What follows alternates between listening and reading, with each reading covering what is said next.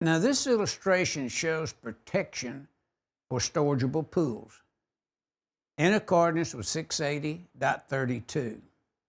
Now when you start dealing with pools, you're going to have those that are immersion in the ground, those above grade, they're called out. So be sure that you review 680 when you're dealing with what is considered a storageable pool.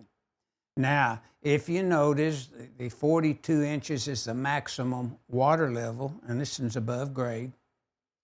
And we just have its 18-foot width, we have that shown.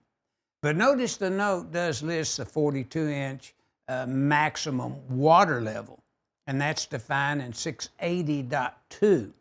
And, if you remember, if you've gone through the entire chapters 1 through 10, we said that, or the code says, excuse me, that if a definition is in 2 or more articles, it has to be placed in Article 100.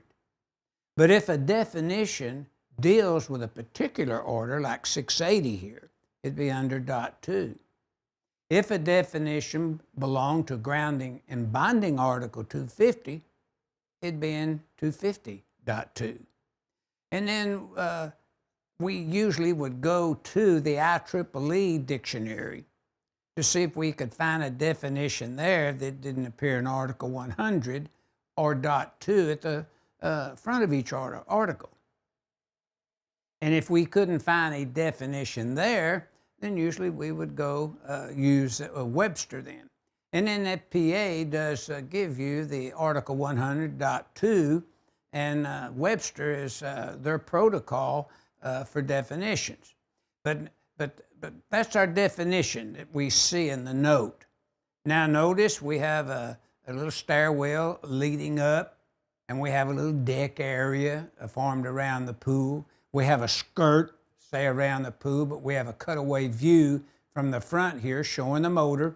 It is a pump filter type pool pump, double insulated, no bonding required for these items. It's a 3-wire in accordance with 400.4, and the receptacle where it cord and plugs connect is GFCI protected as required by 680.32. But the cord and the hard usage or extra hard usage requirement is in 400.4 and table, that we would look at there, the 400 table.